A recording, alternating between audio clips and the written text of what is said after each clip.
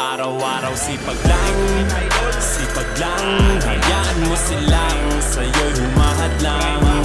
Huwag ihinto, tuloy-tuloy mo lang, diretso lang kahit meron pang humarang. Araw-araw sipag lang, hayaan mo silang sa'yo'y humahadlang.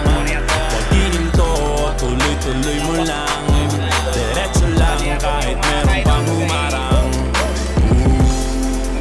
Kala ko dating ganito na lang, kala ko dati huminto na lang, akala ko dati wala nang mapapala. Mabuti na lang hindi pa ako nadadala. Kung pinahihinaan ka ngayon, balikan bakit mo sinimulan to? Anong dahilan ba ginawa mo? Kayo ka pa nga ba hihinto? Malayo-layo na rin na narating mo. Gawin ang lahat na nasa isip mo, huwag mo nang gawin na yung huminto. Araw-araw sipag lang,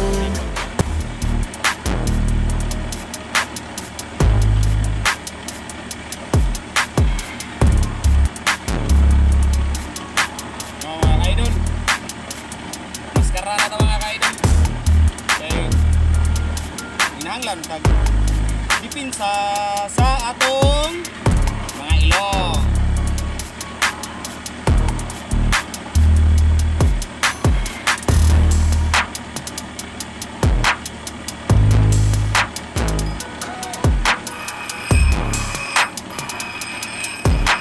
Muna siya ituhaton sa handol mga kaidol para malinis siya.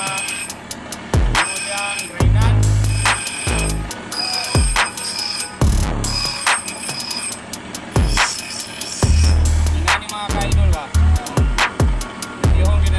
Kanang mga ngilit-ngilit niya para dili mga samad ang mamalit aning ato ang karahay, di ba?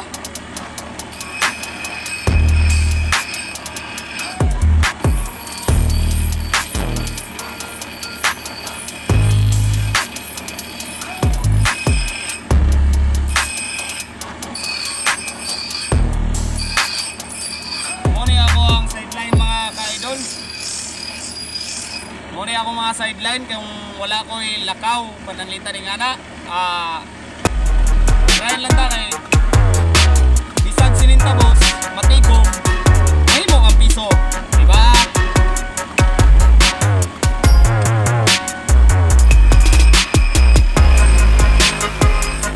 Mas iso pa na sa paglimpyo sa karahay para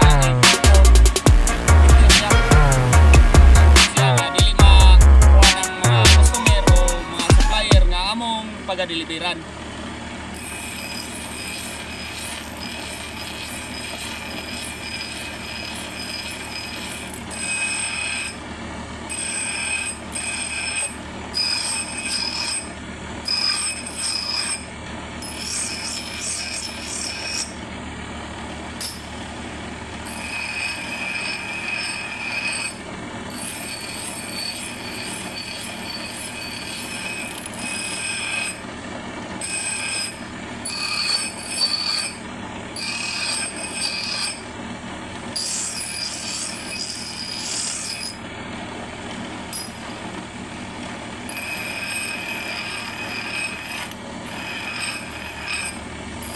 Muna yung mga bantayan na tayo doon kanang kuhan gani mo-aksyon na gani o kuhan ng mga kuhan mo-aksyon na kanang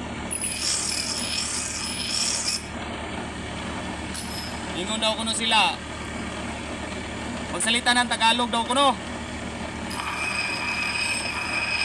o taas naman kaya itong video mga ka-idol pero ilan sa taha para mapaspasan pa na ako ang pagtrabaho. Pinakita ko lang kung paano linisin itong karahay para hindi masugatan o madulas talaga hawakan. Salamat mga idol!